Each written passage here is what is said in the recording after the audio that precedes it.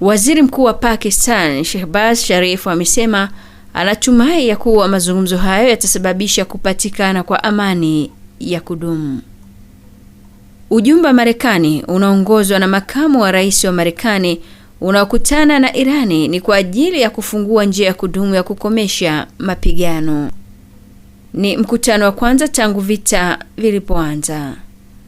Makubaliano ya kusitisha mapigano yanayosimamiwa na Pakistan yanatarajiwa kukabiliwa na vikwazo katika mazungumzo yanayoanza siku hii ya Jumamosi, ambapo Irani imeweka masharti kabla ya mazungumzo kuanza, wakati ambapo jeshi la Israel na wanamgambo wa Hezbollah wakiendelea kupigana kando ya mpaka wa kusini mwa Lebanoni.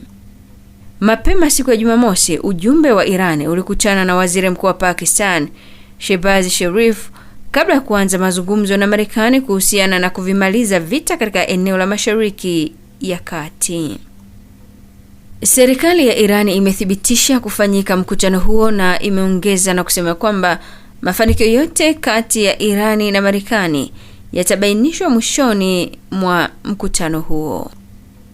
Waziri wa mambo ya nje wa Irani Abbas Araghchi amesema nchi yake imeingia kwenye mazungumzo hayo, lakini haina imani na Marekani kutokana na kubadilika kwake. Kwa upande wake, makamu wa rais wa Marekani DJ Vance amesema iwapo Irani itakuwa na nia njema katika mazungumzo hayo, basi Marekani nayo itafungua mikono yake.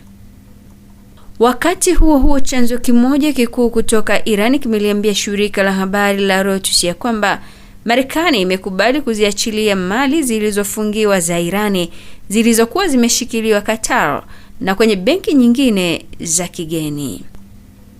Chanzo kingine kimesema Irani imekaribisha hatua Marekani.